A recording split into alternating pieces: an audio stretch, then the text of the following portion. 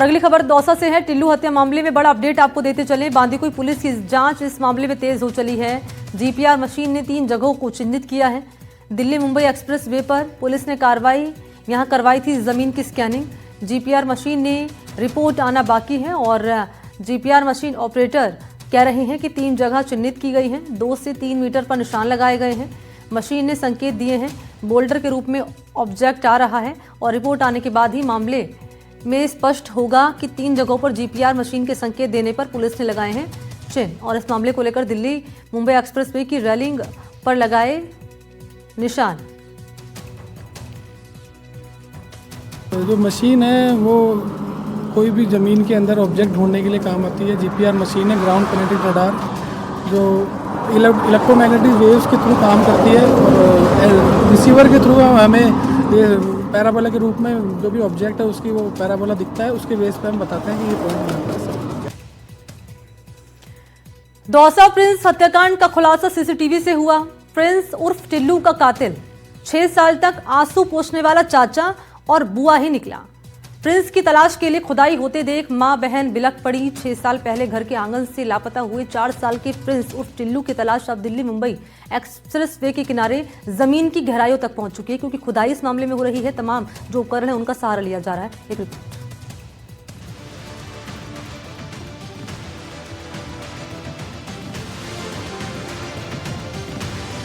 CCTV ने सुलझाई हत्या की गुत्थी। प्रिंस के हत्यारों का पता चल गया। क्या खुदाई से निकलेगा सच? क्या मिलेगा मासूम को इंसाफ? हाईवे के नीचे लाश, दृश्यम अगेन। दौसा से आया दृश्यम जैसा केस। एक सूना पड़ा आंगन, मायूस बैठे बच्चे और आंगन में एक नीम का पेड़ जिसकी उम्र ठीक उतनी है जितनी प्रिंस यानी टिल्लू की होती। अगर वो आज अपने परिवार के बीच होता। बार बार उसकी सबसे बड़ी बहन बेहोश हो रही है। उसका रो रो कर बुरा हाल है। माँ पिता ढांढस बांधते हैं मगर खुद ही रो पड़ते हैं। 6 साल पहले एक मासूम लापता हुआ था। परिजनों ने थानों के चक्कर लगाए, पोस्टर लगे, धरने हुए, लेकिन सुराग नहीं मिला। 16 अगस्त 2020 को प्रिंस यानी टिल्लू अपने आंगन में खेलता हुआ गायब हो गया। परिवार ने खूब ढूंढा, कहीं कोई सुराग नहीं मिला। 4 साल का प्रिंस एक रोज इस आंगन में खेल रहा था और अचानक वो चला गया, फिर कभी ना लौटा। धीरे धीरे परिवार इस बात को भूलने ही लग गया होगा। लेकिन एक बार फिर प्रिंस की खबर आई, लेकिन वो ऐसी खबर कि सब टूट गए। जांच आगे बढ़ी, फिर ठंडी पड़ गई और वक्त ने सब कुछ ढक दिया। लेकिन पुलिस को हाल ही में मिला एक गुप्त इनपुट और फिर शुरू हुई वो पड़ताल जिसने हिला दी पूरी कहानी। 2021 में इस मामले में परिवार ने हाई कोर्ट में याचिका दायर की। पुलिस ने जांच तेज की। करीब 5 साल बाद अब पुलिस मामले में खुलासा कर रही है। दौसा के पास ऊनबाड़ा गांव के पास ये हाईवे जो है वहां पर आपको खुदाई का काम दिख रहा होगा, लेकिन ये कोई मेंटेनेंस का काम नहीं हो रहा है। दरअसल पुलिस यहाँ पर एक बच्चे के शव को ढूंढ रही है, एक बच्चे के शव को तलाश रही है। ये बहुत चौंकाने वाला लग रहा होगा कि आखिर पुलिस एक बच्चे के शव को यहाँ पर क्यों ढूंढ रही है, लेकिन ये सच है और ये उतना ही हैरान करने वाला है, परेशान करने वाला है कि आखिर कैसे किसी बच्चे का शव यहाँ पर पहुंचा होगा।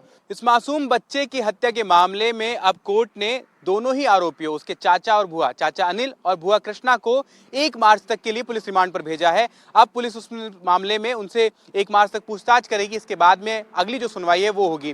फिलहाल अभी तक जो इन्फॉर्मेशन उन्होंने अपने पूछताछ में दी है वो ये दी कि हाईवे के पास में जो पीपल का पेड़ है उसके सामने लाल मिट्टी डाली गई थी निशान बनाने के लिए, वहां पर उन्होंने उसको गाड़ा।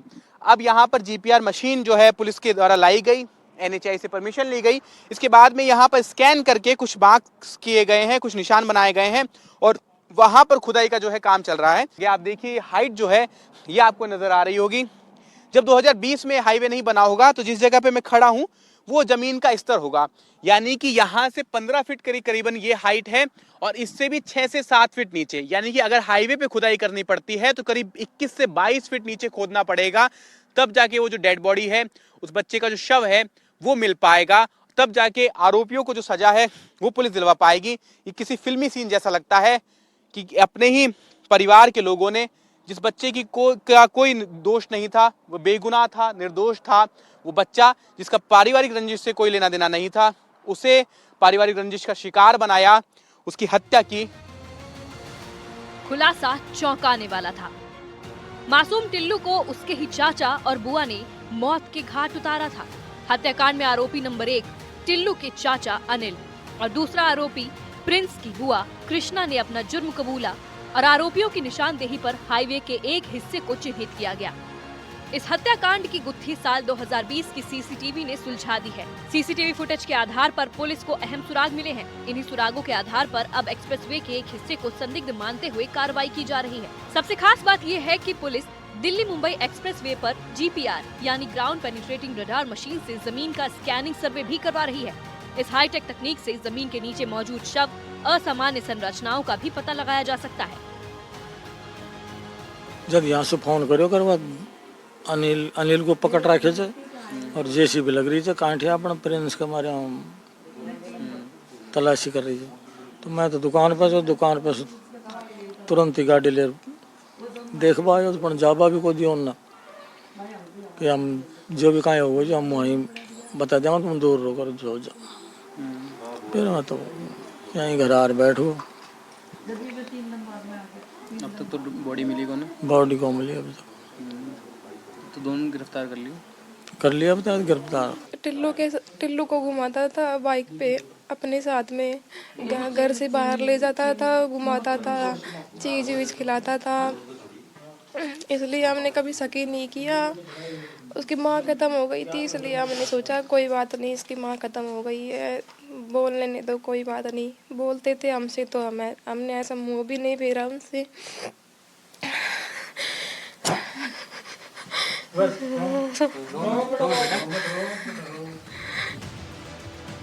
टिल्लू की सबसे बड़ी बहन अर्चना का रो रो कर बुरा हाल है। 6 साल से वो अपने भाई को ढूंढने सब जगह गई।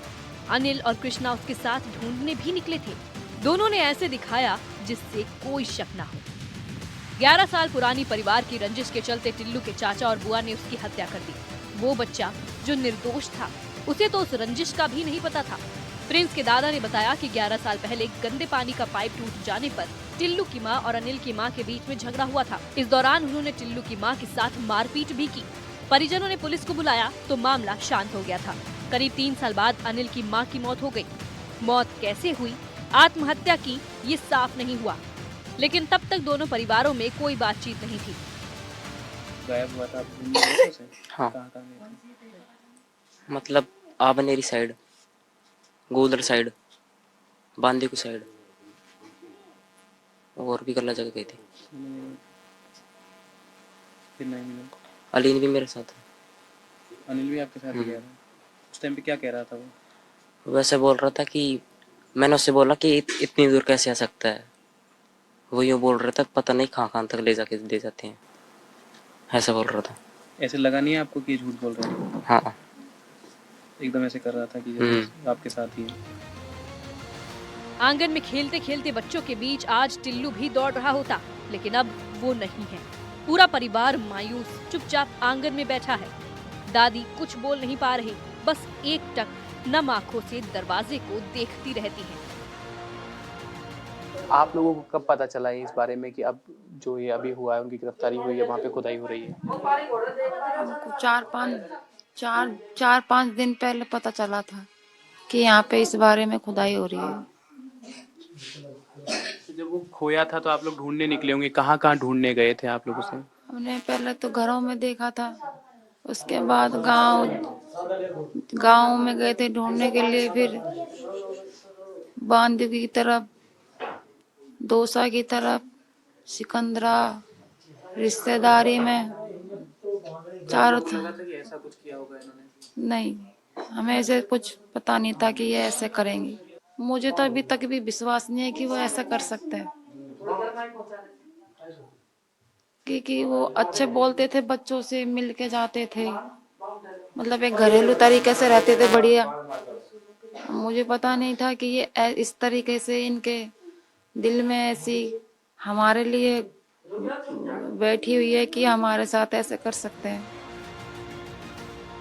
भारी सुरक्षा के बीच जेसीबी और हाईटेक मशीनों से खुदाई हो रही है, लेकिन सबसे बड़ा सवाल ये है कि आखिर 6 साल तक ये मामला दबा कैसे रहा। पहले क्यों ऐसी गहन जांच नहीं हुई? क्या किसी ने सच छुपाने की कोशिश की या फिर पुलिस को अब जाकर पुख्ता सुराग मिल गया है? ये सवाल अब जांच के घेरे में है। परिवार के लिए ये 6 साल किसी सजा से कम नहीं थे। हर त्योहार, हर जन्मदिन पर बस एक ही इंतजार, इंसाफ का। अब जब खुदाई हो रही है तो उम्मीद जगी है, लेकिन डर भी है कि कहीं सच बहुत दर्दनाक ना हो। हाईवे पर दौड़ती गाड़ियों को शायद अंदाजा भी नहीं कि उनके पहियों के नीचे एक अधूरा सच दफन है। दौसा से देवेंद्र सिंह नरूका के साथ विश्वास शर्मा की खास रिपोर्ट, NDTV राजस्थान।